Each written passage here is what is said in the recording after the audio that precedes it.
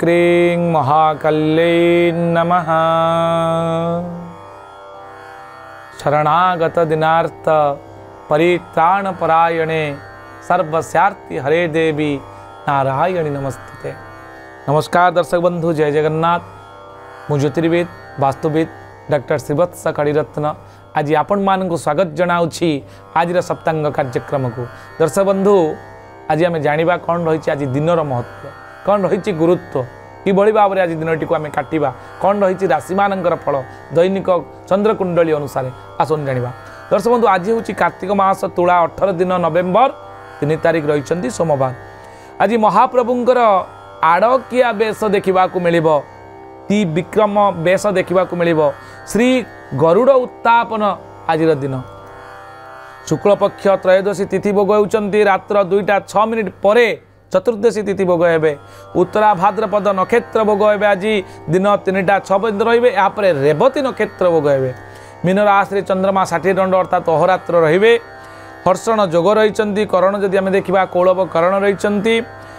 प्रव्यांश देखिले 16 अंश 14 कला और 28 भी कला पर्यंत आज रविंर अंशात्मक मान जहाँ रेकर्ड करा जायछि। दर्शक बंधु, केतबेले करिवे आज दिनर शुभ मुहूर्त कौन कार्य जानी रखु। दिन 8:53 मध्य सूर्य उदय ठारू शुभ मुहूर्त गोटे। द्वितीयतः दिन 12:38 रु दिन 2:52 पर्यंत, रात्र 7:41 रु 11:05 एवं रात्र 1:39 रु 3:21 पर्यंत रोचंती। आज बैगण खातु ना। आज जदि कौन पिला आप परिवार जन्मग्रहण करुँच ताहले आज उत्तरा भाद्रपद नक्षत्र मीन राशि 26/12 हेब। नरगण पिलाटी प्राप्त हेब। दरे हर्षकार दु थ एवं झ निय अक्षर पिलाटर नामकरण आज दिन करूँ। दिन 3:06 पर जदि आज आपण परिवार कौन पिला जन्मग्रहण करती ताहले रेवती नक्षत्र मीन राशि 27 काणे 12 पण 27/12 देवगण पिलाटी प्राप्त हेब। दरे एकारे दे दरे ओ कारे दो च एवं ची अक्षर पिलाटर नामकरण करूँ। सोमवार थिबारु शांत सरल सौम्य भद्र हेब। एबे आमे जानिबा मेष राशि ठारू मीन राशि पर्यंत चंद्रकुंडली अनुसार कौन रही दैनिक चंद्रकुंडली अनुसार राशिफल।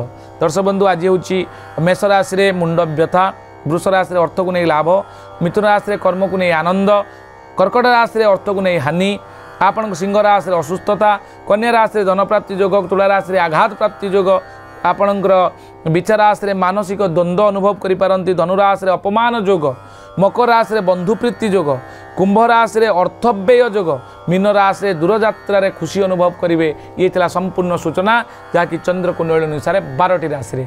दर्शक बंधु, आज दिन को जदि अधिक शुभ मंगलप्रद करने चाहती ताले देवदेव महादेवंकर आज दर्शन करंतु। 5टी बेलपत्र चढ़ातु, लवंगटे नहीं आपणकर जो श्वेत अरक फूल चढ़ातु। देखिए आज निश्चित भाव में आपण सुमंगलप्रद हेब। आज ये पुणी देखा आसंता काली आज सप्तांग।